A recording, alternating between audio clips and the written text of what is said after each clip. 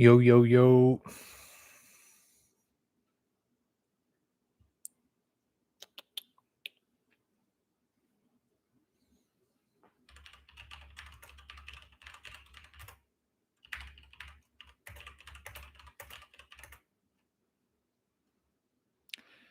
What's up? What's up?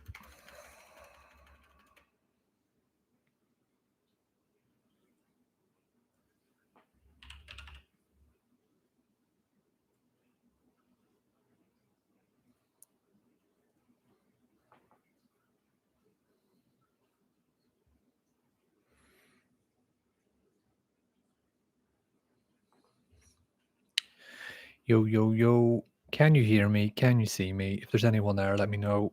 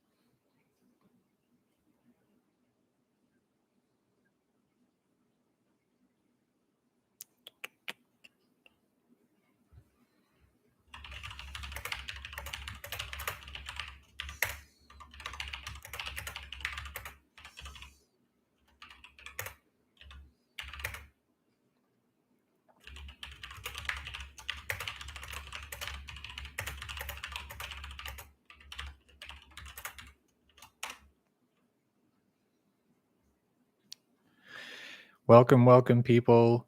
Gonna get started at 8 o'clock or get it started on the hour, depending on where you're based. Just let me know if you can hear me okay, see me okay. Just making sure tech setup's okay. I like to open the room a little bit early. In the meantime, I'm looking for some links here.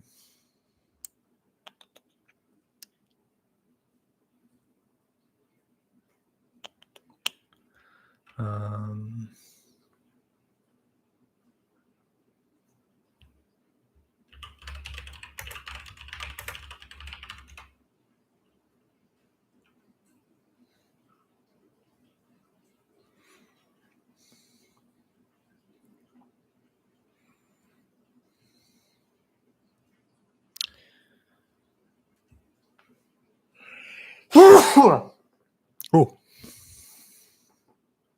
great content.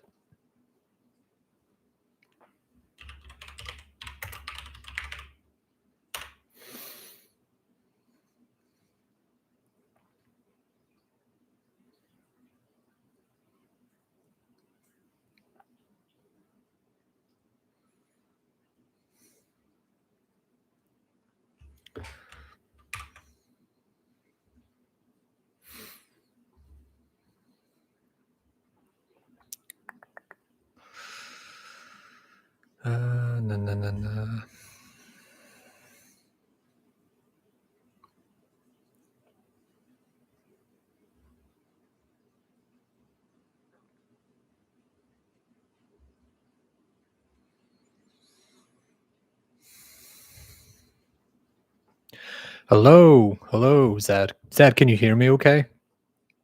I think you're the first one in the chat.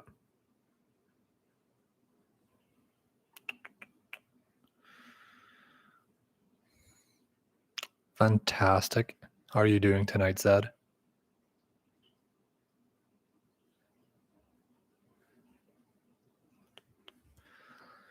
Gonna get started in 5 minutes. Well, in 5 minutes, I'll see who's here. And we'll give it a couple of more minutes, and then I'll get started.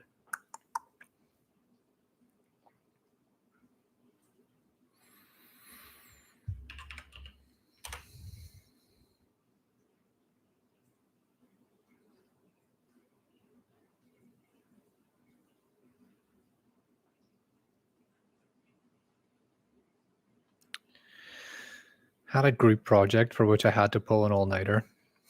That is disgusting, Zed. I'm really sorry to hear that. I hope you're doing okay.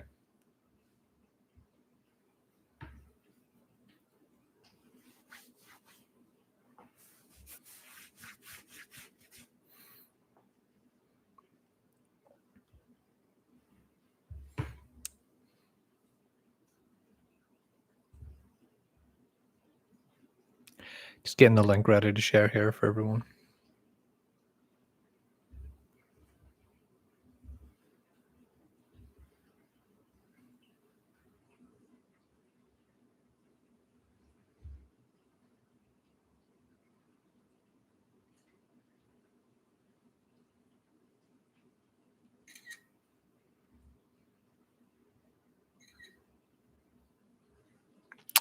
Taking a selfie.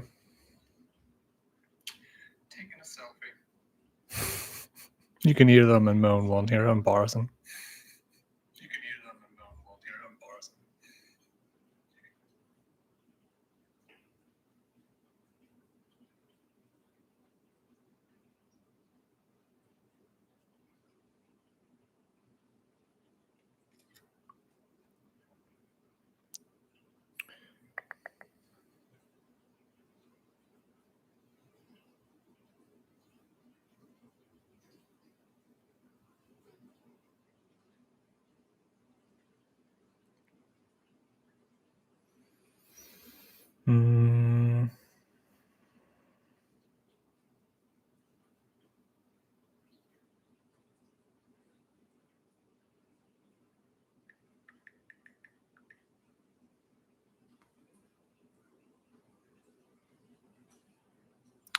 Just sharing the link here now.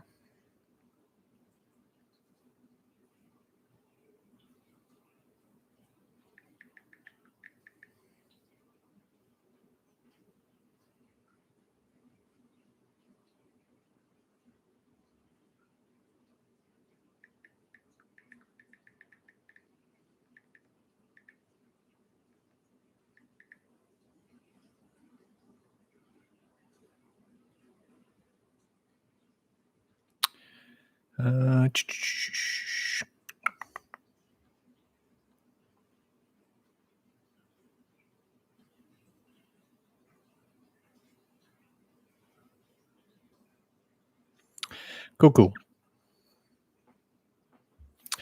I see your question, Zed, and I will get straight into it when the show kicks off in just a few minutes. I don't want to have to answer the question twice, if that's okay. But it's a good question. I have had that problem. I've had that problem myself.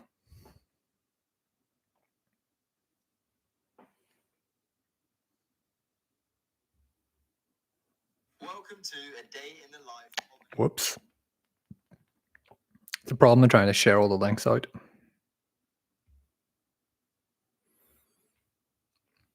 1 minute before we're supposed to be properly live.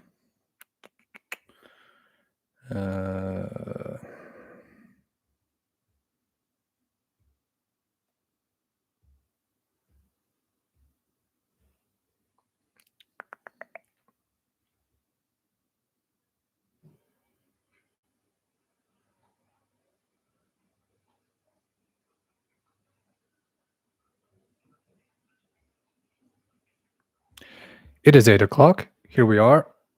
There's a few of us here in the room. I always like to just now give it officially about 5 minutes just to make sure we've got numbers fixed. If you're just joining, hello. I will get into housekeeping in about 5 minutes, but do get your questions in so I can get through them in the chat. And just make sure you can hear me okay and everything's all right. And we'll get started in about 5 minutes. So welcome, people. Join. Say hello. Fernando. Hello. Texas, USA. Unbelievable show up. I think you're the first person to have on here from Texas. I've never been to Texas, but welcome, Fernando. Big welcome.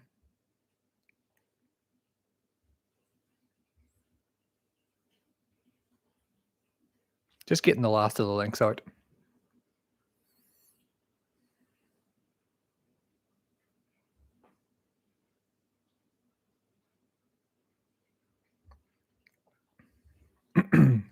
Need water already.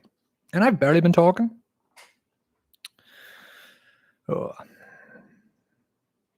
Okay. Give it a couple of more minutes. Oh. If you're just joining, say hello. Get some questions in. Let me know how your week's been. Are you in the studio? Are you in the office? Zed, I don't know where you are. I mean, you've just done an all-nighter. You must be tired. I hope you're not in the studio. I hope you're at home, tucked up in bed. Watching this stream, of course. I'm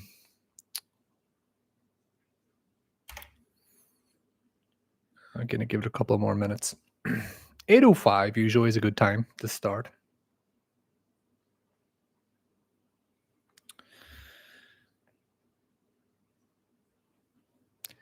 Got some more people joining in. Say hello. Say hello.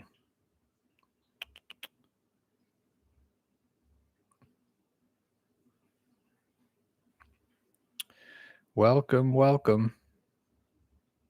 Gonna start in a few minutes proper. Always just like to give it a few minutes.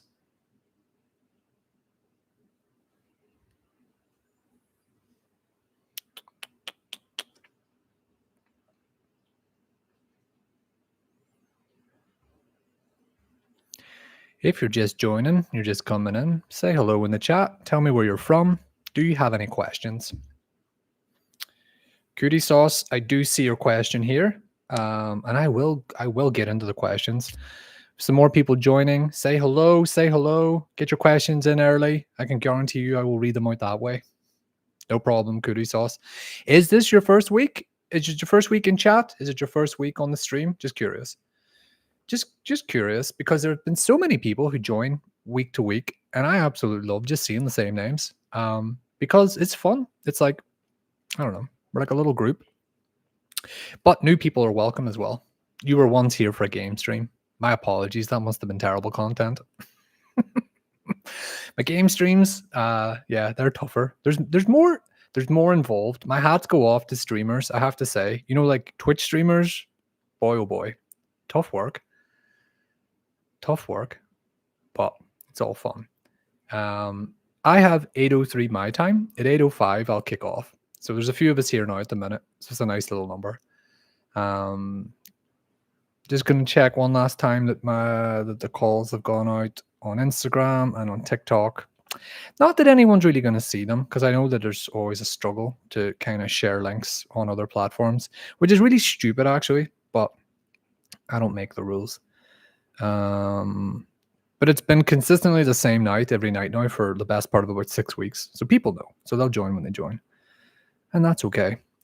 In the meantime, if you're just joining, say hello. Tell me where you're from. Oh, big jump in there now. A couple of people just joining in. We'll give it another minute. If you're just joining, do say hello. Do say where you're from. Do tell me what your big architecture problems are for the week. What are your questions? What do you want to know? It doesn't have to be architecture related, but I mean, I'm not that interesting, really. So if you're not asking me about architecture, I don't really have much else to talk about. That's not true. I have quite a bit to talk about. I am a deep, complex individual, believe it or not. At least that's what my wife says. But if you do have any questions, do let me know. And I see there's already a couple of questions in the chat, and I will get to them. It is now 8:05. I've been saying this for about 10 minutes now. I'm going to give it one more minute. I do see another question here. Alan Ballin, I see your question. I do see your question. And that's another good question. And I'll get to them all in a minute. We currently have about 9 people in chat. So one more minute. I can't tell really how this usually does generally in terms of people arriving. One last chance to check on the text here. Dan, hello, Dan. Welcome back. Good to see you, Dan. And anyone else who's returning, say hello, because I do love to say, do love to see the same peeps. Hidara, hello. Nice to see you. I also see that you have a membership. Very nice. Nice to see you. How are you doing this week? Everyone, how are you doing? I mean, what's the deal? You working late in the office? You in the studio? I know the time zone's different for everybody. Are you working in the studio and listening to this? Because that's hilarious, if you ask me. I mean, you should just listen to music or something. I'll only distract you from work. but maybe that's a bit of fun as well, and people need that. Okay, we are 6 minutes past the hour. We're gonna just get into it. So, hello everyone for joining. A bit of housekeeping as usual before we join. Um, if you've been here before, you generally know the gist. If this is your first time, welcome. And please introduce yourself because, like I say, I love seeing people return. It means I'm doing something right. Either I'm helping or I'm incredibly entertaining. It's one or the other, or people just like watching. Just like people like going to the circus. I don't know, but here I am again for like the sixth week in a row. So this is CRUMCAST Live. It's a weekly live stream that I do, Q&A, for all you architecture nerds out there. I know a lot of you are students. I know some of you are practicing architects. I know some of you are big daddy architects. You're older than me, and that's fine as well. All are welcome. Some of you are little baby architects, and that's great too. But really, same just as usual. Okay, get your questions into the chat.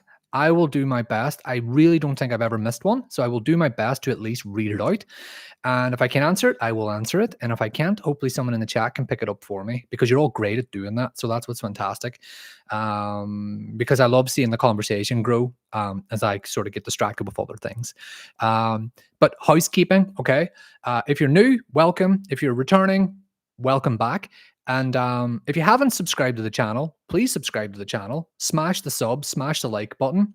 And there will be an ad break somewhere in here, okay? The monetization settings for the stream, incredibly low, but it's on. So just so that you're aware. It is now 7 minutes past 8. I usually try to go for 1 hour.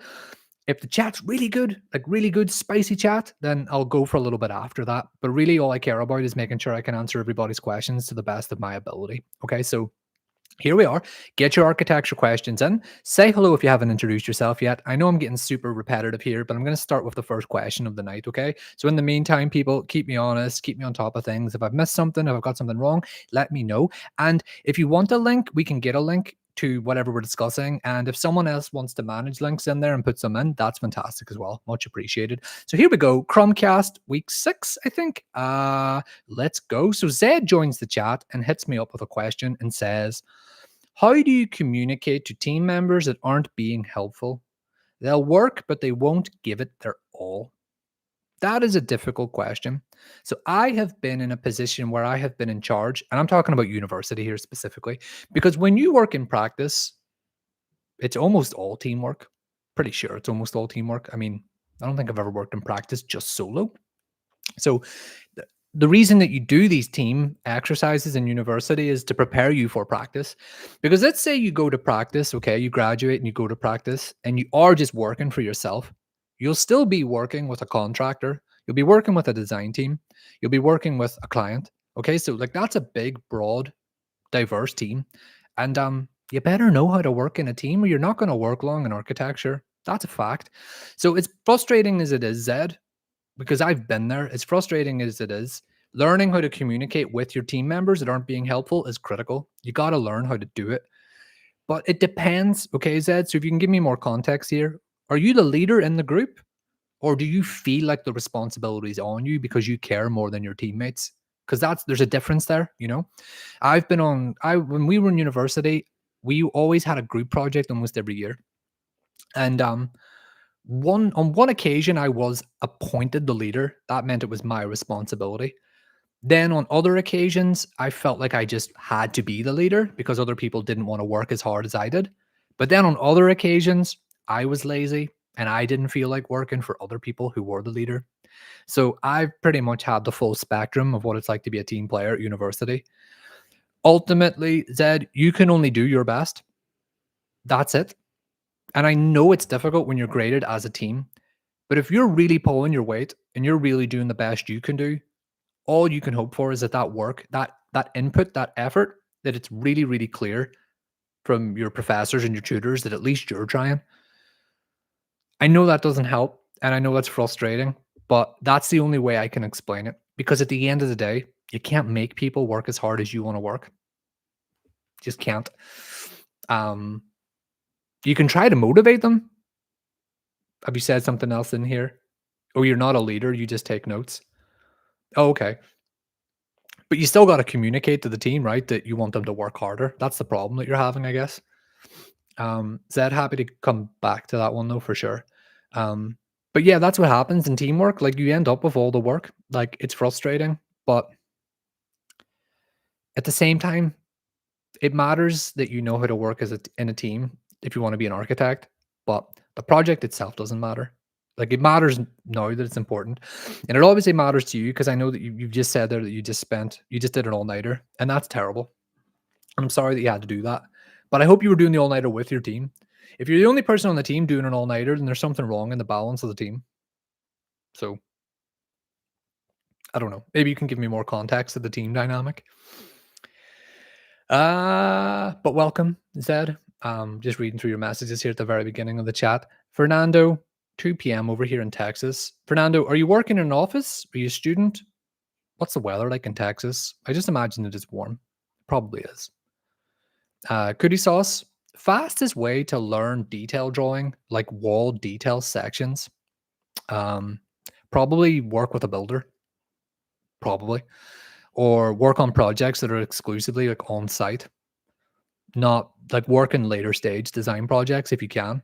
I don't know if you're a student. Are you a student, Cootie Sauce? Am I reading that correctly? You were once here for a game stream. Oh, you're working on grad school portfolio applications coming January. I don't think you need wall details though to get into grad school necessarily, do you? Because this is the thing that's really interesting. Okay, like I find this really interesting. Um, when you're a student, you can often feel like you really need to level up by understanding construction details. And then often you go to like a job interview and the construction details really not something they're that interested in. But I suppose that depends on what the role is that you're interviewing for ultimately. So obviously construction details are important. The fastest way to learn them, in my experience, like I just learned them on the job. You learn them like while working with a contractor who knows how to build it. So it's sort of like because for example, there are some great references out there. Like I always reference the plazas. It's a fantastic like construction bible. Anyone who's aware of the plazas construction bible book. What is that book called? Does anyone in the chat know? I'm just going to double check that now. De Plaza's Constructing Architecture. It's a big Bible of a thing. If you're not familiar with that book, you got to check it out. It's absolutely wonderful. The writing in it is fantastic, but the drawings in it are incredible as well. And you can learn a lot just by reading it. Obviously, you wouldn't read it cover to cover, but it's a fantastic book. But they are like the best version of a construction detail, the way in which they're represented. Whereas the reality of a construction detail, in my experience, is that you will draw what you think it is, and then the builder will talk to you about what they think is actually possible. And in most cases, the builder won't even build it the way in which you've drawn it, because it becomes like a collaboration, like a negotiation, like a discussion on site that happens between you and the contractor, obviously within the realms of what's legal, obviously, because you have to have permission to, issue changes and stuff on site. But what I'm getting at is I learned a lot just by drawing it wrong, seeing how it should have been drawn, and then seeing how the drawing then gets built on site. So it's not, I understand that you're a student, Cootie Sauce, but it's not necessarily, I mean, to look at the 2D construction detail is like an abstract thing, right? It's like all 2D drawings are, but it's hard to learn how it should actually work just because you're familiar with how it should look in a drawing. It's more complex than that. So your question is the fastest way to learn. I mean, try to get experience on a building site. Try to work on a building. I know you're a student, but in the meantime, try to understand the detail in 3D, not just 2D. Like, yeah, like order samples. Look at like 3D models of details, break things open, then try to draw it. I don't know if that helps at all, Cootie Sauce. Oh, I see that you've bookmarked it. I will catch back up with you in the chat here. I just don't want to lose track of anything. Detailed drawings can be some of the most beautiful drawings, but at the end of the day, they're incredible. They're technical. Like, so there's a way to do things. I remember one of the first hardest lessons I ever learned when I was learning to practice as an architect was the idea that I would draw the detail, but the builder would not build it the way that I've drawn it. and you just accept that that's the way it is. So you draw it because you know that that's the right way to draw it, but even though you know that the builder won't build it that way. And the example I always use was I was responsible for a bathroom package, like a stage 4 tender set, when I was a part 1 architectural assistant. And I was drawing like this cabinet detail for the toilet. And inside the cabinet itself, so for example, if you imagine your toilet backed up against the cabinet, inside the cabinet, which is basically a service access space for like a plumber to get into the toilet, if you can imagine this, right? But the section drawing was through the bathroom, the floor, the toilet, and then the cabinet itself. I was like resolving, like the polylines on the way in which the back of the floor would hit the underside of the cabinet. Like a detail that no one would even see and no one would even care about. And I was spending time resolving that detail in the drawing. And my boss was like, they won't even build it the way you're drawing it. You're wasting time drawing it. And I was like, but this is the right way. And it's like, I know you're drawing it the right way. No one cares. And maybe that just says more about the boss that I had at the time. But that's a tough lesson. So yeah, there's the way in which you learn details academically, but then there's the practice of detailing a project. It's completely different. So I don't know. I've answered this like 100 times now. Anyone in chat got any good ideas? Fastest way to learn technical details? Let Cootie Sauce know. Also, sorry, Cootie Sauce, that you were here for a game stream. They were experimental, not very good. I am trying to stream now on Twitch, but I might rein that back a little bit as well. I think I enjoy these streams the most. They're the ones that I like the most. Maybe game stream comes. Don't know. Sorry, a bit all over the place today. What else have we got going on here? Alan Ballin M8V says, was the entry of the winner of the Elizabeth Bridge competition already been shown in an episode perchance? That feels like a sneaky trick question. Are you asking me if we've already decided who the winner is? Or are you asking me if the winner's entry has already been shown in any of the available episodes? Because there's still an available episode to come. I'll tell you this, okay? The winner has been decided. The winner was decided today, in fact. How exciting is that? We did a special episode with 3 special guest judges. So between the 3 guest judges, myself and Rebecca, we have decided on the winner of the Queen Elizabeth II Alternative Bridge competition. That means one lucky individual will be receiving an iPad mini with iPad pencil as a prize. But I can't say who that is on this right now. And there is still one more episode to be published, which will be going out on Monday, which rounds out the entire 62 reviews. And then there will be the special episode of the judging where we announce the winner a week later. So you've got to wait a little bit longer, I'm afraid, if you've been following that series. If you haven't been following that series, you can watch all of those competition reviews now over on the Future Blueprints YouTube channel. Rebecca and I had a good time. I mean, if there's anyone here who entered the competition, like, thank you so much. Like, we were absolutely blown away. We did not expect to get 62 entries. And I have to say, we had fun looking through a lot of them, but like every single one of them was like a cracking entry. Like, really couldn't believe the quality of the entries put in. So really, thanks for that. But to answer your question, was the entry of the winner already shown? Maybe. I can't say for sure. That would be cheating. That would be giving away all the surprise. But the winner has been decided. What am I looking at here? Dan says, I was working until someone cut the internet cable. If I was your boss, I'd be like, you can't work because someone cut the internet cable, but you're on Crumley's live stream. Interesting. Am I joking, Dan? I'm glad you're on the live stream. Don't work. Be on this live stream instead. It's way more fun. You'll learn more here than you will in work. Fernando from Texas says, it just got chilly this week in Dallas, working at Smith Group. Nice. This is another stupid question. Do you get like typical winters in Texas and Dallas? Because I just assume it's warm all the time, all year round. But I guess so. I mean, you're telling me literally now that you do, so I guess so. I just see Giovanna Rosa. Welcome, first time here. Welcome, love a first timer. Welcome, welcome. If you have any questions, Giovanna Rosa, get them in. This is the place for questions. Sorry, I'm just going to cough here for a second.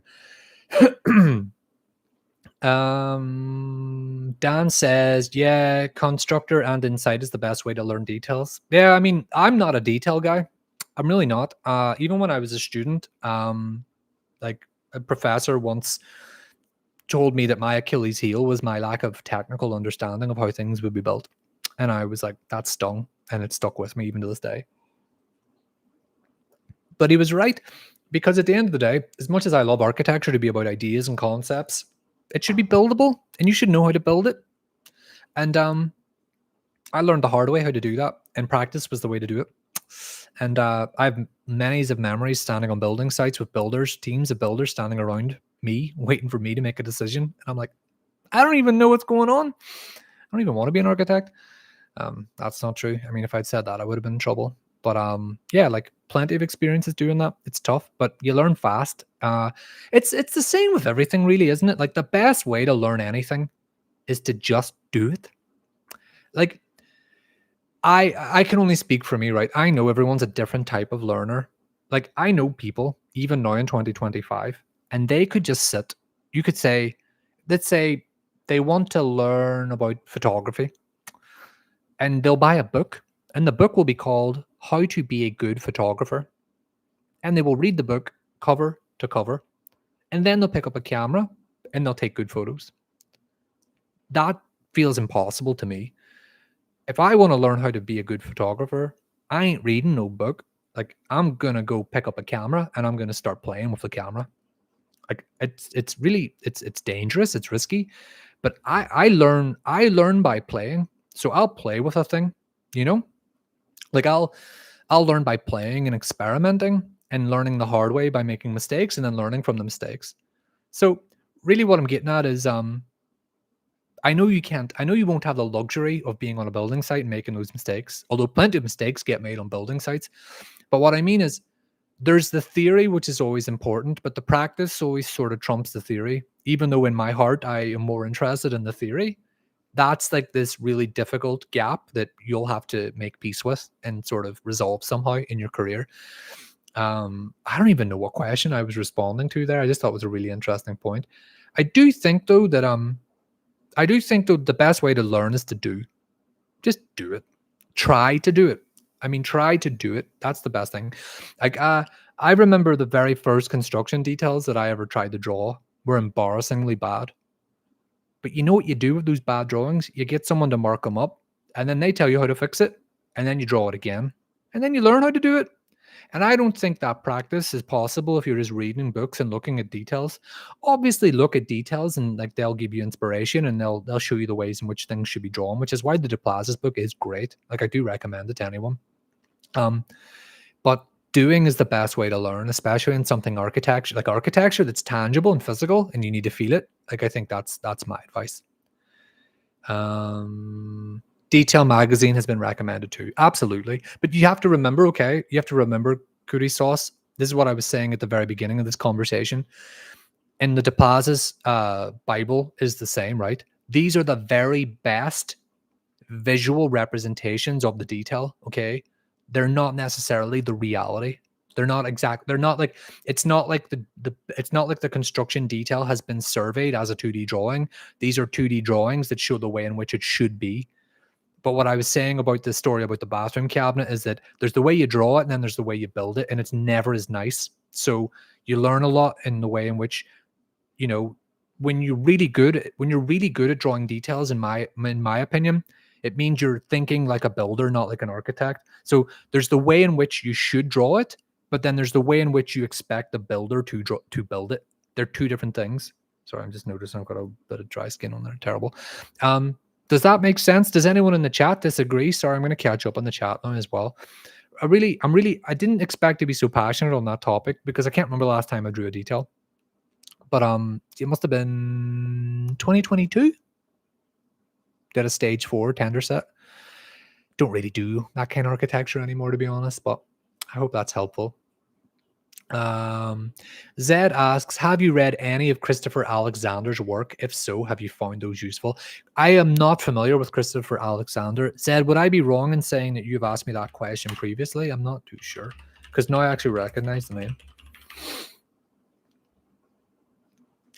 Christopher Alexander was an Austrian-born British American architect and design theorist. I have to be perfectly honest. Apologies for my ignorance here. Not familiar with him at all.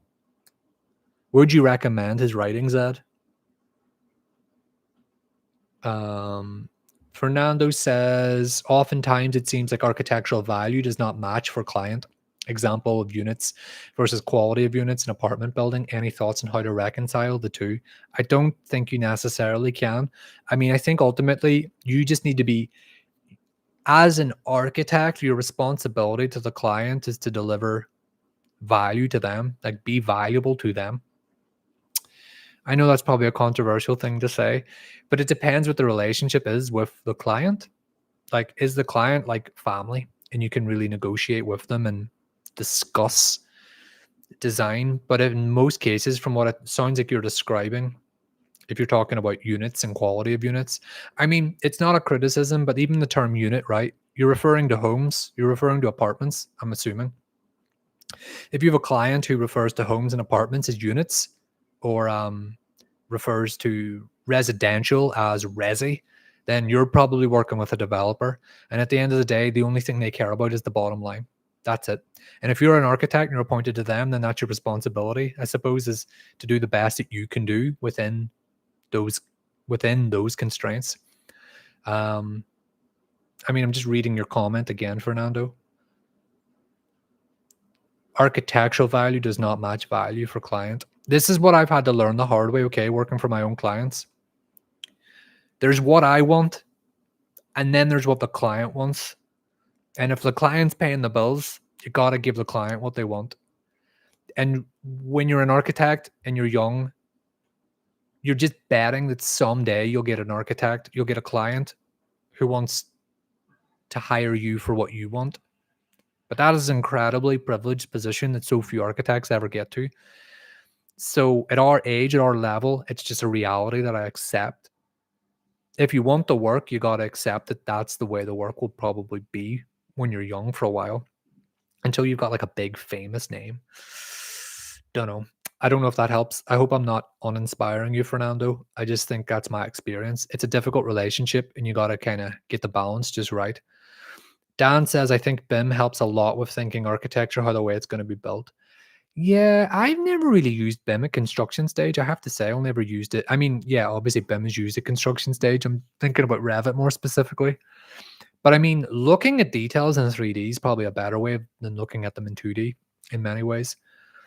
Cootie Sauce has a second question. And before I get on that second question, welcome people. Welcome, welcome. If you're new to the chat, say hello. If you're returning, say hello. Get your questions in. I'm here for at least another 30 minutes, but I'm enjoying the rhythm tonight and I'm having a good time. And before I get into the second question, if you're new here and you haven't done so already, subscribe to the channel. That's all I ask for. Support me with a sub. That's it. Little sub to the channel goes a long way. Really trying to grow the channel. Thanks for that. Okay, Cootie Sauce, your second question. Any suggested books for Sam Chermayeff Sana related suggestions? I am looking to get a book about 80 CAD for Christmas related to those subjects. I'm going to double check. Sam Chermayeff. Sana, I know. And if anyone in the chat has any ideas, let me know. Sam Chermayeff office. This is not an office I'm familiar with. Cootie Sauce, have you told me already? Where are you based? Oh, this stuff's amazing. Really great website. You know what's really funny, right? This is a little bit of a sideway, a little bit of an aside here. When I was a student, right, and someone was like, "Hey, do you know Sam Chermayeff?"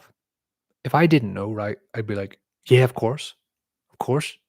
Do you know Sam Chermayeff?" Because feel really insecure that I didn't know about an architect. And then we had a professor once, and they were talking about Cedric Price. I don't know if anybody in the chat knows about Cedric Price. Good architect. We had a professor once talking about Cedric Price, and someone in my class in like fourth year was like, "Who's Cedric Price?" And the professor was like, if you don't know who Cedric Price is, you should just like leave now. And the student was like, why? And he's like, because everyone in this room should know who Cedric Price is by the time they're a fourth year in architecture school. And then the student said, well, was there not a time where you didn't know who Cedric Price was? And the professor didn't really know how to answer. In other words, you get to a point where if you don't know who an architect is, it's okay to Google it.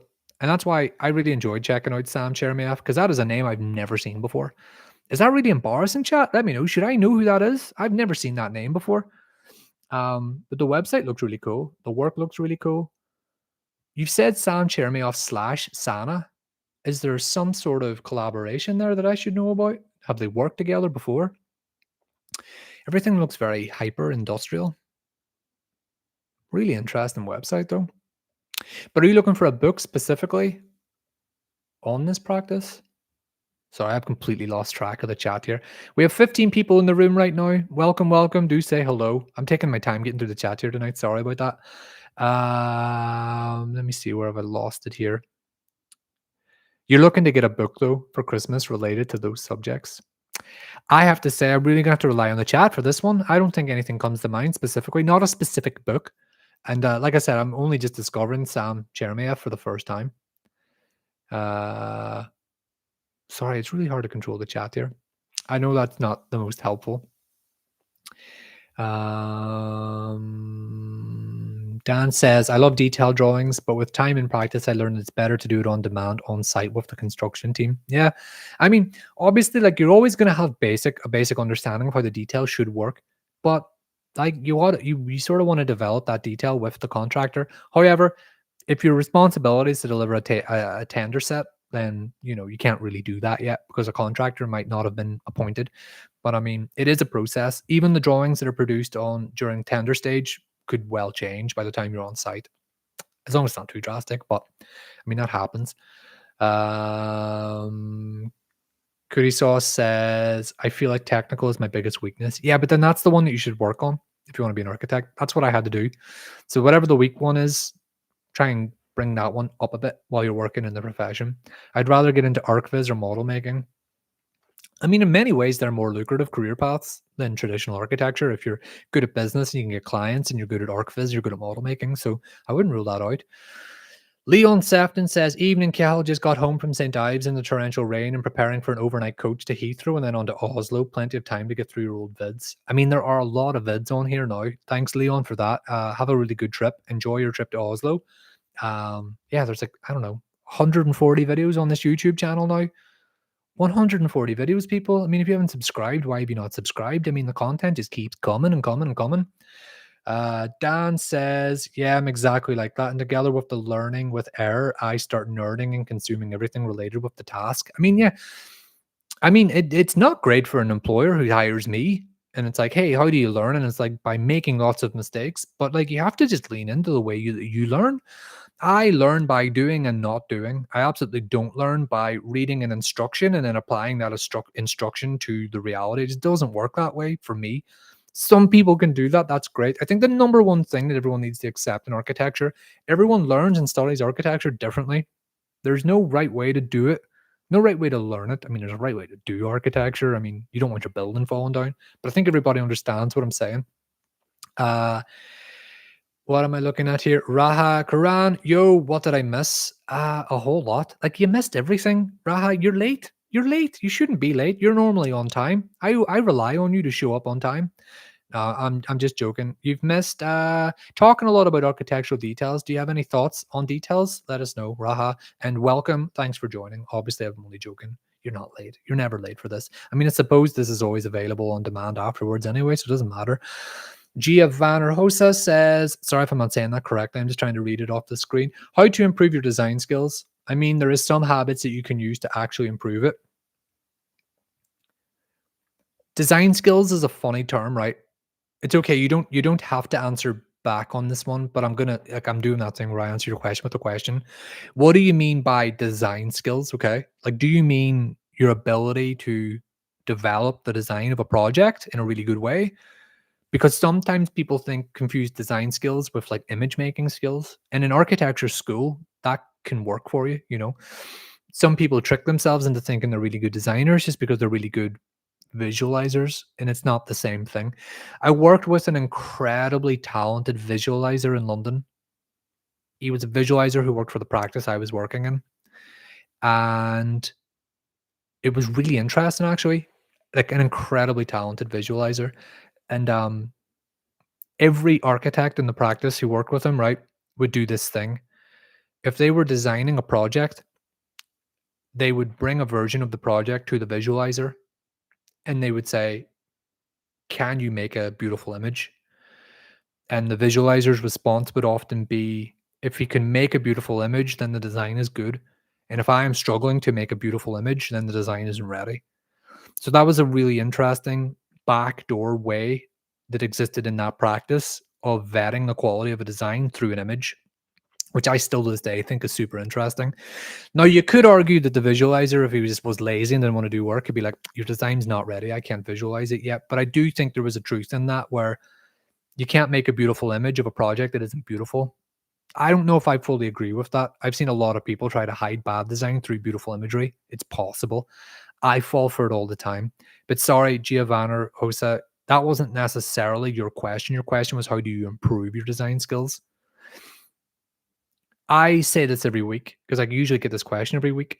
Study good design, study reference, study great buildings, study great architecture. That's sort of the first thing I would do.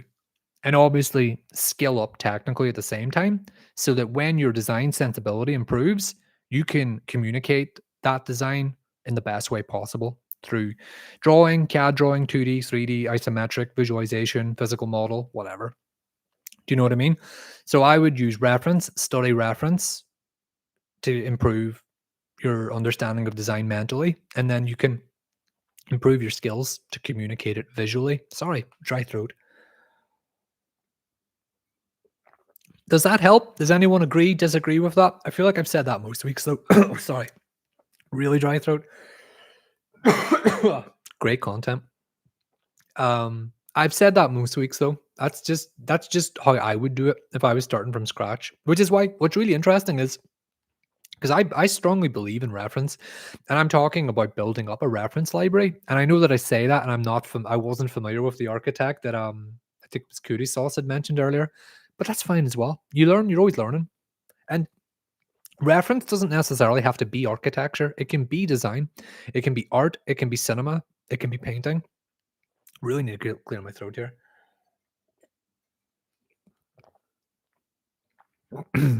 We are 17 in the chat. Welcome, people. Get your questions in. We're all having a good time here. So sorry, Giovanna or host. I hope that helps. But if you want to give a bit more context to that question, I'm happy to answer. Zed, game developers apply his concepts. Please look into his works. That's really interesting. Any games in particular, Zed, that you can think of? I've got the tab open with his website here. I'll definitely look into him. Cootie Sauce is in Canada. He is Berlin and New York based. Interesting. Yeah, I always get excited when I find something new as well. It's hard to find new things these days, I find. I wrote about that recently, I think, about algorithms and the way in which they just entirely dictate our taste now. And there was a time where you could just go to a library and look through a book and discover a practice or an architect and a journal, like physically, and be like, oh, look at that. Really cool practice. Never heard of them before. But now it's like whoever Arc Daily, Design, Architect's Journal want to feed to us. That's it. They curate the taste now. They curate the scene. And if you're on Instagram and you want to grow as an architecture practice, then you better be making architecture friendly architecture. Do you know what I mean? It's really weird, isn't it? I find that super interesting. That's just a pet peeve of mine. Archigram. I love Archigram too. Dan says, yep, remember that who will live or use that space as our client. Yeah, thanks, Dan, for weighing in on that one, actually, because I wasn't sure if I was fully answering that. So they have to be heard, but if they bring something absurd, we have the obligation of explaining ways that that's not the best way to go. Architects are just mediators. They're negotiators. I don't mean in a bad way, but you are a middleman. Like you're between your practice and you're between the client and you're between the contractor. It's a juggling act. It's a balancing act, and that's fine. When I always say to people, I think people ask me this all the time when I talk about people skills. People skills. That's what I'm talking about. I mean, there are some absolute design wizards who don't know how to talk to people. I don't know how they're going to make it as architects. A sketch only goes so far. Um, a drawing only goes so far. A model only goes so far, and ultimately, that's just a way of communicating your design. It's not a way of communicating and resolving a problem on a building site. That's a completely different skill set. So that's what I mean by it. Like, if a builder builds your drawing or your project the wrong way, how do you as an individual handle that? Like, what do you do? That's a skill. You got to manage that. I sound like I'm shouting at someone. I'm not shouting at anyone. Just passionate. Um, how are we doing in the chat here, people? I feel like I've missed a couple of questions here. Ilian says hello, hello, Ilian. Hope you're having a good night. Ishan, am I late? I don't even know what late is to this show anymore. We've been going for a while, but you're not late. You got any questions? Got any questions? Get them in, Ishan. Great to see you. You're not late. Goody Sauce says, oh, so Sam worked at Sana. Interesting. Ishan says, I love Sana. If we were talking about Sana, we are. Yes, Sana. Sorry, I'm just reading the chat. You're all just having a conversation amongst yourselves here. Ishan, I'm trying something unconventional in my design. How do I sell it to my tutors? You better draw it well. That's it. You want to, like, architects are just sellers. Can you sell it? Can you convince them? That's your challenge.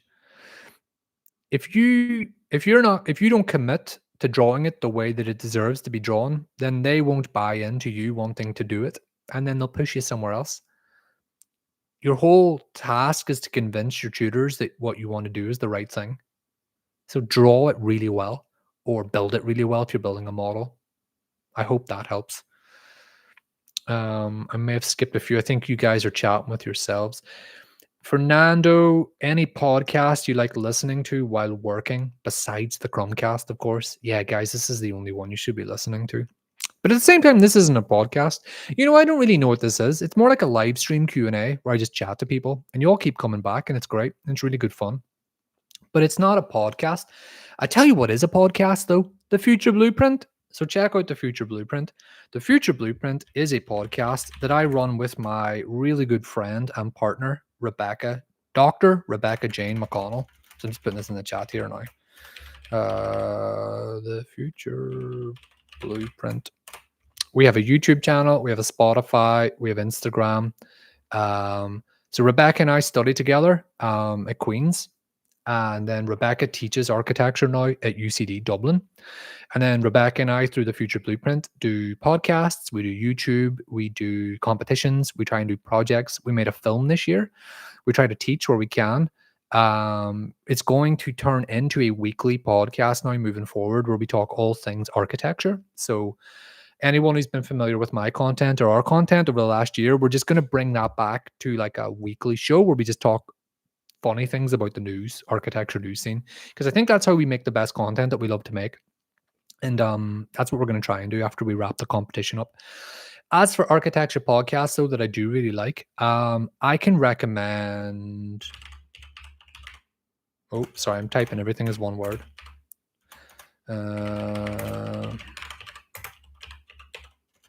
Gosh, spelling's terrible. I can recommend the Broke Architect podcast by Jason Boyle. Jason's great. Jason's been running the Broke Architect podcast for a while now. He has some incredibly funny and intelligent guests on. Not to brag too much, he had me and Rebecca were guests on it this year. We had a great time on it. Jason likes to talk about a lot of the problems in the architecture industry right now. So I big time recommend the Broke Architect podcast. I'm trying to think of other architecture podcasts that come to mind. I mean, does anyone in the chat have any? I mean, I'm assuming there's some really big ones that everybody knows about, right? A is for architecture. Thanks for that, Ilian. I'm thinking a Second Studio podcast. They're really great. Yeah, Second. Okay, Raha, you beat me to it. Well done. They're great as well. Some of them are really. Oh, you know who are unbelievable? About buildings and cities. I used to love this podcast when I was working in London. So they would take one architect or one building or one subject every week and do like a 3 hour podcast. And look, I appreciate that a lot of you guys enjoy my content and enjoy my style of content. It's a bit of fun. It's a bit lighthearted, okay? But like these guys are like academics, okay? So see if you really want nerdy, deep, insightful conversation about Rem Koolhaas or Lutyens or Pleshnik or I mean the list just goes on and on. Different styles of architecture over different periods of times. Like they just do different topics every week. Really, really, really great stuff. So I strongly recommend them as well. Um, I see that there's more podcast recommendations coming in, but I'm going to just scroll back up a little bit. Yeah, so Fernando, I hope some of these recommendations help, um, because I don't know if anyone agrees. Some architecture podcasts can be really boring, can't they? Maybe that's unfair of me to say. I'm not going to name any in particular, but there are a lot that are focused on the business side of things, and I think that's all fine. It's just maybe I'm just speaking for me. Then it's not the kind of content I want to be listening to as I work. I want to hear stories. I don't know if anyone is anyone else interested in like the lore of architecture studios. Like, how did that studio come about? Did someone like stab someone in the back to get that project? How did so and so win that competition? Like, I always hear lots of different stories about how like Foster and Partners started and became a company. Like they were previously a team of four with Norman Foster, Richard Rogers, Sue Rogers, and there was a fourth partner. I think, have I got that wrong? Apologies, chat. Maybe you can keep me informed. I was going to double check that one. Team 4 so Team 4 was a British architectural firm established in 1963 by four architecture graduates: Sue Bromwell, Wendy Chessman, Norman Foster, and Richard Rogers. Now, I really apologize if I got that wrong, but I do think that Sue Bromwell is married Richard Rogers. Yeah, I'm just reading that here now. Do you know what I mean? So I think it's really interesting that some of these big architecture practices have really interesting like origins. I mean, like Zaha worked for Rem Koolhaas. Bjork Ingels also worked for Rem Koolhaas. David Chipperfield worked for Norman Foster. Do you know what I mean? Like there's a whole ton of really interesting lore for how these like really great practices all started. So I like listening to architecture content that gives me a bit of context to those things. But some people like talking about fees. Like I get that. There are a lot of podcasts that are focused on fees and how to make money in architecture. So that's good too. I am conscious of time. We've almost 20 people now here in the chat. So as always, if you're new, say hello, get your questions in. If you haven't subscribed to the channel, please subscribe to the channel. We're coming up on 10 minutes to the hour, so I'm going to try and get through these now quicker because I'm just getting sidetracked here. But I'm really enjoying this conversation. Where was I? We were talking about podcasts, right? Yeah. Let me see here. Sorry, some dead air. Okay. Oh, Hugo Lossman, first time here live. Just started my own business after 8 years working. How would you set up a web page in the end to attract clients or other architects? Okay, great question. Hugo, first of all, welcome. Thanks for joining. Glad you've managed to make a live one. Um, I recently took my website down. Now, I can't speak for anyone. Maybe my website just wasn't well made, well designed. My website was getting me no business. None. None. Like it was getting no traffic. And my website was the typical architecture minimalist website, right? It had all the contact info. It had a portal that you could talk to me on and, make an inquiry.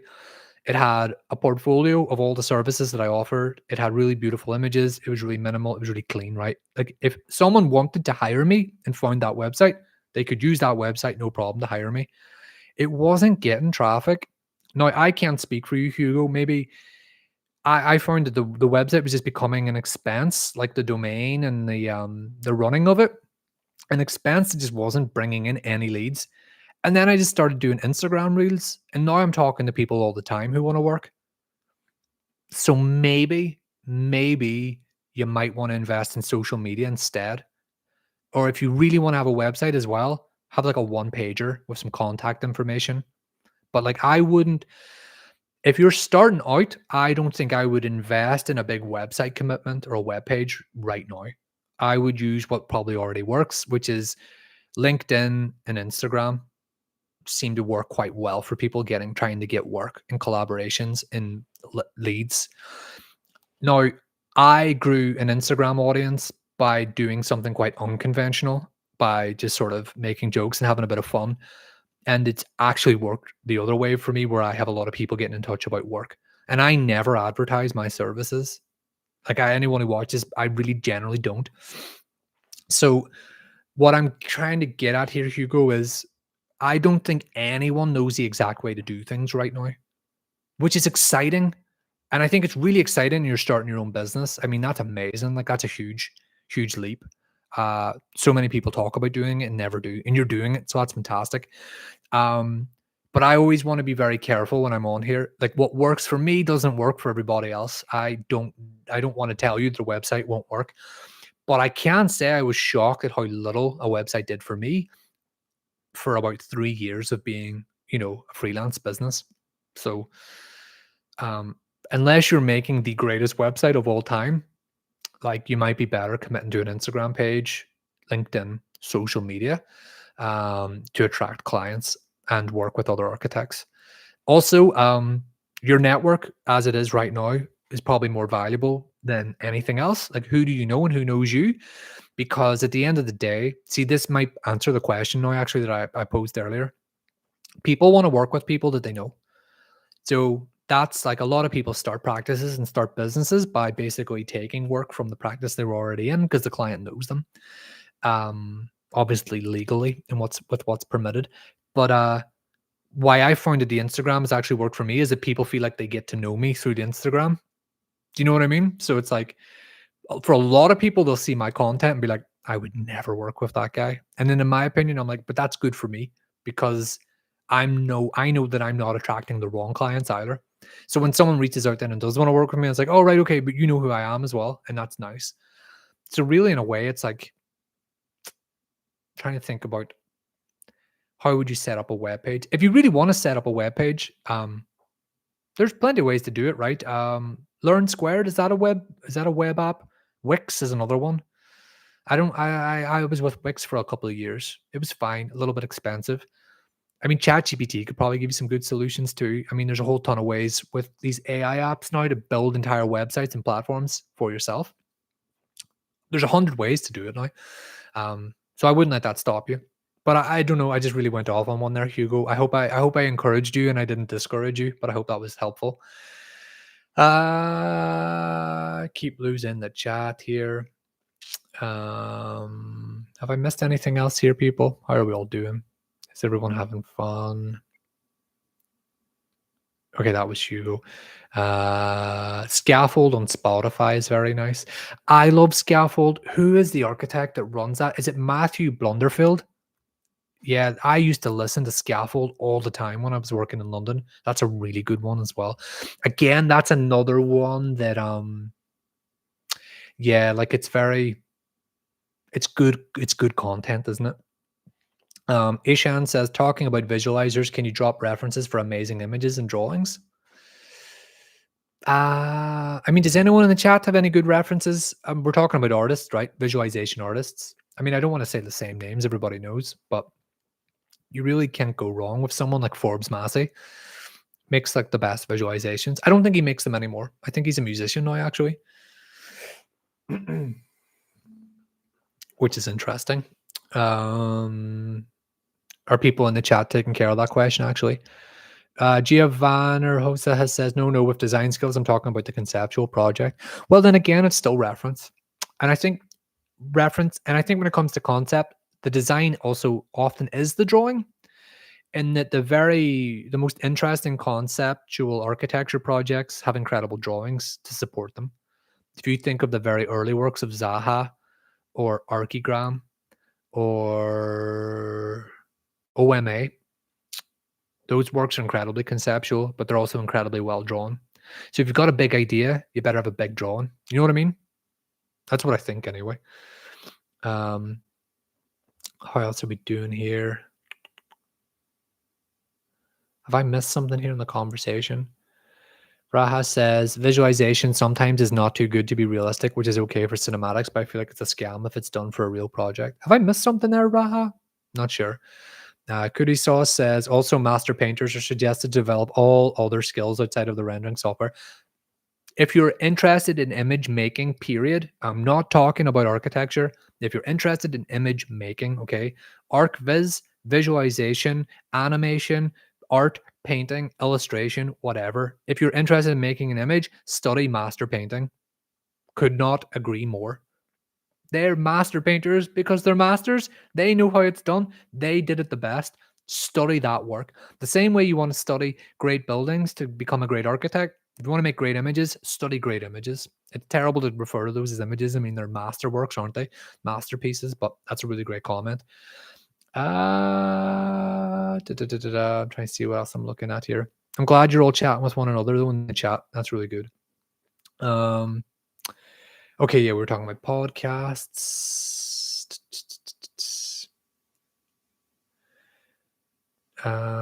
Dan, yeah, thanks, Dan. You're carrying me on that one as well, helping out in the chat. Much appreciated. Joshua Gonzalez, welcome, Joshua. Kelvin does Arc as a great content creator for student architecture. It's so funny, Joshua. Kelvin does architecture, comes up here every single week, and then I ask the same question. He doesn't make the content anymore, does he? He's working. He's got a full-time job now. But Kelvin stuff, 100% agree. Absolutely love that style of content. I mean, talk about fast and efficient and helpful for students. Dan, the Architecture Gossip podcast. Do you know, I wish I could just do that. I have so much architecture gossip. Montuit Studio. Wendy Cheeseman was Norman Foster's first wife, so it was two couples. Yeah, I wasn't sure. I didn't want to say that because I don't think it's necessarily fair to just kind of identify them as their wives. I knew that Sue was Sue Rogers. I wanted to be I didn't want to make that assumption, that's all. I didn't know though that Wendy Cheeseman was I don't think I did know that Wendy Cheeseman was Norman Foster's first wife. But that's still interesting how the origins of like those practices was once, four people, I think. Don't know. Sign of the times, maybe. Cootie Sauce, I find the baby REM phenomenon really fascinating, like Big or MVRDV all starting out at OMA, basically. Yeah, but like you'd be amazed at how many people who run practices today all went through those practices as well. It's almost like I'm trying to think. I worked for a company in London, and the two founders both worked for Norman Foster, but none of the practices work in terms of identity or style would give you the impression that they both worked for Norman Foster. It's interesting, isn't it? And then but I also know people that have worked for like Bjork Ingles now, who've worked for Bjork Ingles and Norman Foster, and they almost feel like they're on two different sort of parts of the spectrum. I mean, is anyone here familiar with like architecture tourism? Has anyone ever met anyone who sort of dabbles in that? Or architecture practice tourism? Students or people who just sort of do 6 months at every single architect that they can. Like I know people that have done that. It's kind of crazy. So they've worked at Starchitect A 6 months, Starchitect B 6 months, Starchitect C for a year. Like I don't really know what people get from that other than like a really impressive CV, I guess. But like I don't know what you actually get from that. I don't know, just an interesting phenomenon. The baby REM thing is interesting. I worked for someone who worked at OMA for like 10 years, and I asked him, I was like, what was it like working at OMA? And he said, I went to OMA to test my limits. And I said, right. And he said, and it turns out I didn't have any limits. I was like, okay. Was it good? And he was like, well, I'm not an architect anymore. And I was like, okay. Like he was working in the practice, but he wasn't working as an architect. And I was like, don't know. I have to say though, not to start gossip, I don't know if I've ever met anyone who's actually worked there and is like, yeah, it was amazing. I'd imagine it's different now compared to how it was. But I always liked the idea of working there, but I never even bothered applying. Interesting. Don't know if anyone has any thoughts on that. What else am I looking at here? Lataro Aroya, hope I'm saying that correctly. Do you invest on ads for reels? No, I don't think I've ever done that. Is that where you like make a reel and then you promote it? Like you pay for promotion? Is that what you mean? I've never done that. Haydar Akiol. Hello, hello, hello. How do you start designing after understanding the brief research and analysis work? Do you guys start with the massing floor plans section? I think I've answered this question on previous episodes. It's different for everyone, right? If I were you, I would just trust your instinct. Like, what are you inclined to make? If your instinct, once you've done the research and you understand the brief, is to start sketching, then just start sketching and just see what the sketches become. But some people like to go straight to a massing model and start playing around with it, making these massing studies. Like, I think what you should develop is because every brief's different. So you might, the brief might be a cinema project, and I'll think, oh, I wouldn't mind drawing a section. But another one might be like an apartment skyscraper, and I think, oh, I wouldn't mind a massing model. So, like, I think you should just kind of go for what your gut tells you. Like, in other words, what do you want to make? Make that. Does that help? That's how I start designing. And, you know, maybe some people want to write. Like, maybe a project is like, oh, I'm inspired to like write 200 words on something. That's a way into a project because that's all you're doing, right? You're just hacking your way into the process. You're kind of like you're pulling the power cord. You're trying to get it started, like you're revving the engine, all these metaphors. But that's all it is at the beginning of a project, in my opinion. You're just trying to like what let's get this going, okay? Sketches, drawing, painting, finger painting, I don't care. Whatever you feel like making is what you should make first. And then discuss it with your tutors. And then that becomes a process. I don't know if that's helped, Haydar. I hope that's useful. But like, just do what feels natural to you. That's how I would start always. And if someone tells you there's only one way to just start designing, I would disagree. If that was me. Fabian Acosta. Fabian, I think I actually skipped a message of yours already, have I? Yeah, I have. Fabian Acosta. Hello. Watched your whole Helsinki series. Awesome series. Thanks for that, Fabian. And I'm going to get down to your second message now. I'm a fourth year architecture student. For studio projects, if you were a reviewer, would you rather see a great concept without the best visuals, or the best visuals without a great concept? I'd rather see the great concept without the best visuals, because if you're at my stage in my career, which isn't that far into my career, like I'm 34, okay? Some of you might think I'm younger, some of you might think I'm older, but that's what I am. I'm 34. I feel like in terms of image making as content and visualization, I feel like I've seen it all. So that's not coming from a position of I think I know what's good, but not that much impresses me that much anymore. So I feel like I am at least now trained, especially having done the Helsinki series, for example. Anyone who's here who's watched that knows what I think about images. Um, the Helsinki series is a good example of it, where it's like your pretty image isn't gonna trick me. It's just a pretty image. Whereas a great idea is a great idea, and you can really work with a great idea. Whereas a bad idea with a great image is just like a one note piece of work, in my opinion. But Fabian, to sort of answer your question again, it depends at what stage in the project I'm now here as a reviewer, right? Like if I'm at the very end of a semester and every student has 15 A1 boards and you only have an unresolved concept, then I'm probably going to be more critical of where you should be. But let's just say we're talking mid project. If I was a reviewer, would I rather see a great concept without the best visuals, or the best visuals without a great concept? I think I want to see the best concept every time. Because when I was starting out as an architecture student, I think I've told this story before. I was terrible, like clean rubbish. I just didn't have skills. I didn't have the skills to help me visualize my thinking. But a lot of tutors recognized that the thinking was strong, and as a result, that would sort of work in my favor. And I'm not talking bullshit pie in the sky ideas, just that they could see in the low quality work that there was really good conceptual thinking. And that used to carry me in those early days of university. So I do think that's valuable because I think students who just rely on image making only ever become image makers. Maybe that's a controversial take. I don't know if anyone in the chat agrees or disagrees. But I hope that answers your question, Fabian. And thanks for joining. Nice to see. I hope this is the first time I've seen you because I'm just remembering your name. Maybe not. Don't know. But nice to see you. Hello, hello, people. We are like 16 people in the room now. We've had very, very good numbers tonight. We've been going for over an hour. I'm just scrolling down here. There is not too much left in the chat. So I'm going to say it now, right? This is your final call for a question. So if you're here, get your question in right now. And I'm going to take up the last of the questions now. And then we're going to wrap up the show. So just that's your final warning, people. Get your last questions in now.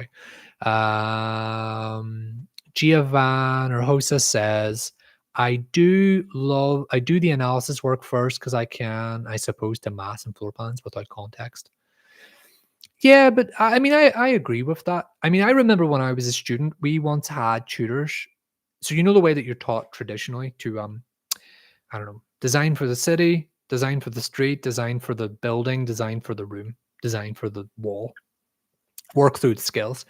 But I remember we had an assignment and it was like, you have to start with a door handle and there's no brief. There's no brief. Like, you're going to design a project, but the first week you need to design a door handle. And everyone was like stumped. And the idea was that the way in which you design that door handle abstractly should be an indicator for how you approach design problems. And then you apply that backwards through the skills. So what I'm getting at here is I don't think it matters that much how you start a design. It matters how you finish it. Like ultimately, what's there is all that matters. If you're, and I say this in a way that is critical of myself, okay? If you're a serious architect, and in many ways I'm not, if you're a serious architect and it's your ambition to have things built, then that building will someday probably just have to speak for itself to the best of your ability.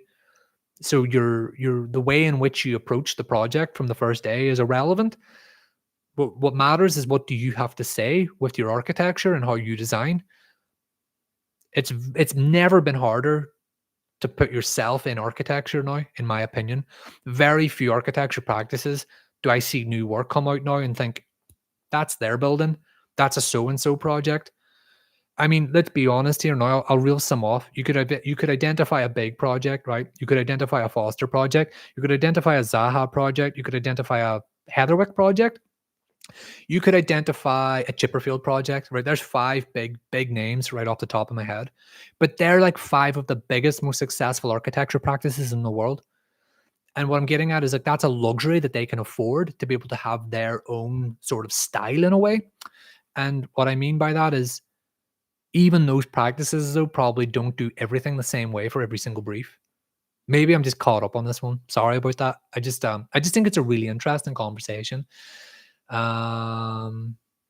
Whose question did I just skip there? Oh, sorry, that was just in response to you, Giovanna Hosa. Cootie Sauce says, guys, as a reminder, last questions and get the last questions in. Do you have suggestions for best graduate school application portfolios? Oh, by the way, if you like scaffold, listen to the. Okay, so Sam Chermiev has a podcast too. Interesting. Best graduate school application. So this is like a portfolio that you would be using to get into like grad school, like masters or something. I actually have no idea. I mean, my portfolio was literally just the same portfolio I had used to get like an internship. I didn't really take my master's applications that serious because I knew I was going back to my university and I went to one other interview in London. Honestly, I hate to do this, right? Because you've shown up to my show and you've asked me personally. You might just have to either rely on chat for a resource there or just have a look online because nothing comes to mind to me straight away. I'm really sorry. I feel like I'm letting you down there on that one, but nothing really comes to mind, I'm afraid. Hugo, thanks for the kind words and sound advice. Yeah, best of luck, Hugo. Like, I mean, you'll smash it. You'll do great. Just Websites aren't as important as we often think they are. That's all. I think there's a whole ton of different ways. Now, who was the visualizer? Forbes. I'll write it in here. So when I was working in London, or when I was a student as well, this visualizer, see, this Forbes was like the go-to visualization artist for architects, and like his work is absolutely out of this world. It's unbelievable. But but you might not be able to find a lot of his work because I think he packed up the studio about 5, 6 years ago, and now he's a musician, which is like amazing pivot. I've never met him personally. I've DM'd with him a few times just because I love his work. But his visualization work is a huge inspiration to almost anybody who's working in the industry now. But I think you should be able to find some of his work online, but I don't think he has an image website unless he recently just launched a new one. Maybe he has launched a new website. I don't know, but the name's in there. I hope that's useful. Uh, what else am I looking at here?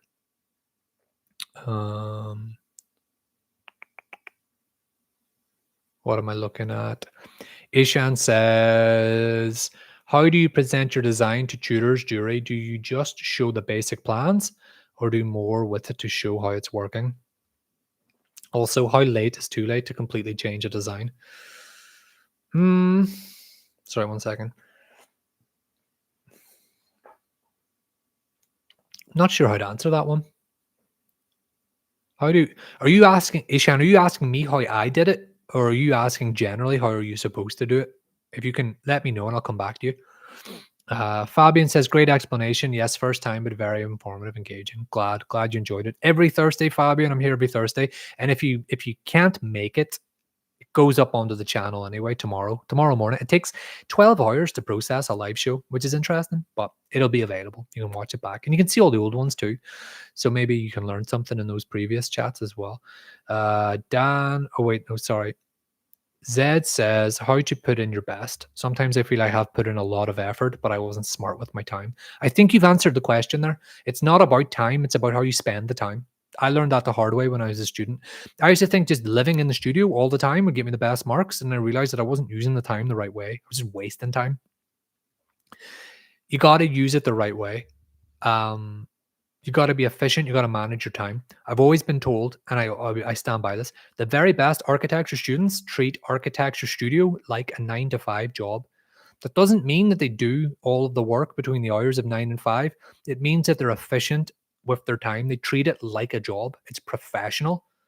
It's professional. I think that's the best way to put in your best. Give yourself rest. Now, he said, I don't have full context, but like that all-nighter last night probably didn't help you. That's the sad truth. It probably didn't help you, but you feel the pressure to do it. And I used to do this too. I get it completely. And that's the frustration with it.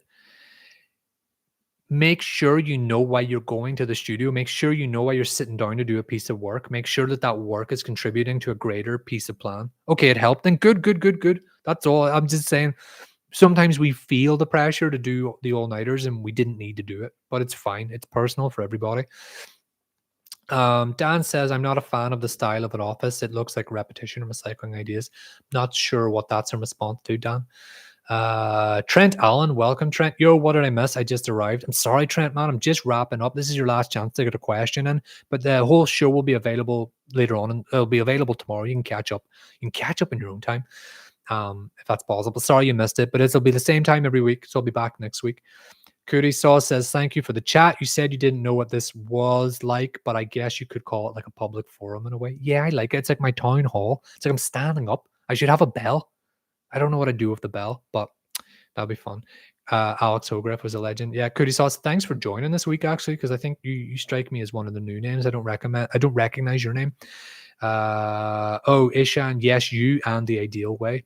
Okay, Ishan, I'll try and make this one as quick as I can. I would make sure every single week, no matter what, I would have one piece of work, just one, that was significantly better than everything else. And the hope would be that we would only ever talk about the really good piece of work.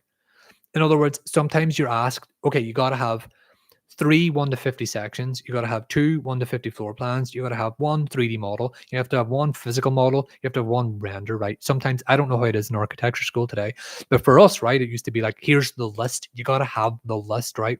So I would make sure, right, that one of that list is like stand out good. And then everything else was just a box tick just to have it. And then the really good piece of work would be the focus of the conversation every single week so that it really didn't matter that the other stuff wasn't that good. So, in other words, you can't bash me for not having enough work, but we're only really going to talk about the thing that's important. So, I used to always strategize. That's the way I used to try and deal with it. I used to try and like, just be really tactical about the work that I would show and the work that I didn't show. I don't know if that helps, but also remember, I don't know if you're aware of this, Isham, but most of my work when I was a student was done in pencil. So nothing was ever really complete at the time of showing it until the very end. So I used to be able to get away with things that way because I could show work in development, and tutors loved that because it meant it was incomplete, but it was going to be complete. So it meant that they could offer input at a critical stage of the project rather than me showing something that I think is finished and then they're like, I don't like it. Instead, it's more like, here's something that's half finished. Can you help me make it better? And they're like, yeah. That wasn't tactical. That was just more the way it worked out. I don't know if that helps, but that was my experience. Uh, Professor Crumb, do you have any experience with Grasshopper? Unfortunately, not. I did a Grasshopper course once in 2016 and I hated it. Used lots of Rhino, used Revit, never Grasshopper. I'm afraid. I'm sorry, AJ Simp. I really can't help you on that one. Anyone in the chat, maybe you can help them out. Sorry about that one.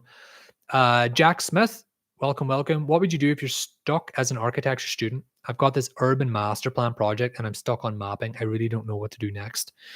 Do you have anyone in your class you can get a coffee with and talk to them about it? Do you have a tutor who you like or a professor maybe and try and get their input? Just 15 minutes. I think if you're struggling, you should feel comfortable enough to be able to ask your tutors or your professors or someone professionally to give you some help. Not really. I'm not really sure what to tell you. I think you might have to make yourself a colleague or a friend. You got to find someone because you can't work in isolation, especially when you're struggling. That's the worst time to work in isolation. You got to find someone to give you feedback on your project. Sorry, Jack Smith. I know that's not really helpful. You must have a classmate or someone. You must have someone. You gotta pin your work up and get feedback. You gotta take your hits. That's the only way to kind of get out of a problem sometimes. I'm really sorry if I can't be more helpful than that. People, that is the end of the chat. That is it. Oh, Dan. Hey guys, remember that your time in school is a really good time to experiment and try different stuff. And don't think your professors don't like you because they're changing your project. Yeah, Dan, that's a really good point. Thanks for that, because that's the thing. Like, now that I'm way through the other side, you all need to be having fun. Have fun with your work. Like, just enjoy experimenting. It's the most important thing in your life right now. I'm not going to tell you that it's not important, but the second you've left, you'll realize that it's not important. That's the funny paradox with studying architecture. It's massively important, but it doesn't matter. What is it they say about football? It's the least important. It's the least important, most important thing. I feel the same way about architecture school. The least important, most important thing. Do not be afraid to experiment because you won't get another chance once you've left. So if you want to make a render, if you want to start your design process with a massing model, you want to start your design process with an ink sketch or a painting or something, do it now. Do it now. You'll never get another chance to do it. Jack Smith, sorry, I really couldn't help you more than that. I really am. But you got to talk to people. You got to find someone to give you feedback on your project. But you'll be okay. You will be okay. Everyone, that is it. Another great week. That is 90 minutes on the clock. We had almost 20 people at one point. That was fantastic. As always, I'm going to wrap things up now. Thank you very much for your participation. Thanks for showing up. One last time before I go, if you haven't subscribed to the channel, subscribe to the channel now, please, because it helps me out so much. I love doing this weekly show. The only thing I ask in return is a quick little sub. Just sub to the channel. Much, much, much appreciated. Same time next week. All the best, everyone. Hope you're having a great week in studio, great week in office, great week in general. Take care, everyone. Look forward to seeing you all next week. And I love seeing some of you return every week. It's fantastic. Have a good night, people. Enjoy yourselves. See ya. Goodbye, goodbye, goodbye.